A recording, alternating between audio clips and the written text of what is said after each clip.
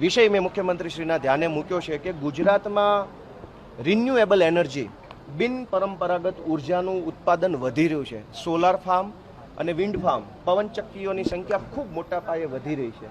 પરંતુ આ solar farm અને પવનચક્કીઓ ઉપર કોઈ પણ પ્રકારનો મિલકત વેરો લેવામાં આવતો નથી.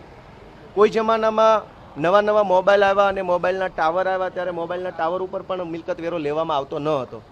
પછી વર્ષો પહેલાં એવું થયું કે મોબાઈલ ટાવર પાસેથી મિલકત વેરો માગ્યો તો કાયદામાં એવી જોગવાઈ છે કે જે વસ્તુ મકાન હોય અથવા જમીન હોય એની ઉપર જ મિલકત વેરો લઈ શકાય, જમીન અથવા મકાન સિવાય ન લઈ શકાય.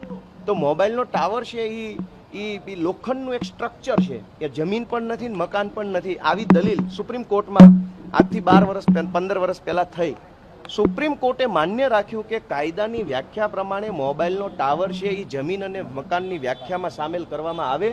અને હવે આખા ગુજરાતમાં મોબાઈલના ટાવર ઉપર મિલકત વેરો લેવામાં આવે છે, પરંતુ પવનચક્કી અને સોલાર ફાર્મ ઉપર કોઈ મિલકત વેરો લેવામાં નથી આવતો.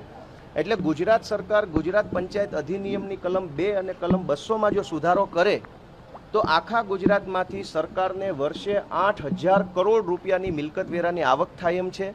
અને આ આવક જે તે ગામની ગ્રામ પંચાયતને સક્ષમ અને સમૃદ્ધ બનાવી શકે એમ છે. એટલે મેં સરકારને વિનંતી કરી છે કે તમામ સોલાર ફાર્મ અને તમામ પવનચક્કીઓ ઉપર મિલકત વેરો વસૂલવામાં આવે.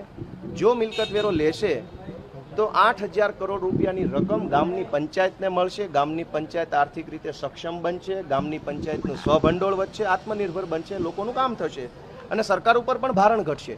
આ સિવાય છેલ્લો મહત્વનો વિષય મેં અમારા મત વિસ્તારના પશુપાલક માલધારીઓ માટે મેં મુખ્યમંત્રી સમક્ષ રજૂ કર્યો છે. અમારા વિસાવદર, ભેસાણ અને જૂનાગઢ ગ્રામ્ય પંથકમાં માલધારી પરિવારના અનેક વ્યક્તિઓ વર્ષોથી રહે છે. વર્ષો પહેલાં જંગલમાં રહેતા હતા, પછી ધીમે ધીમે એમને હેરાનગતિ કરી અને જંગલની બહાર કાઢી મૂકવામાં આવ્યા. ત્યાર પછી તેઓ ભટકતું જીવન જીવવા મજબૂર બન્યા છે. એમની પાસે ઢોર બાંધવા માટેની કોઈ જગ્યા નથી, એમની પાસે ઢોર ચરાવવા માટેની પણ વ્યવસ્થા નથી.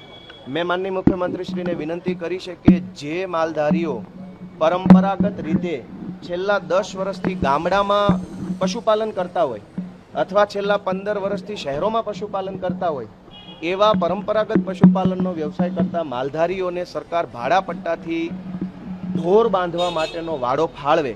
કેમ કે પશુપાલકો પાસે ઢોર બાંધવાનો વાડો નથી એટલે એમણે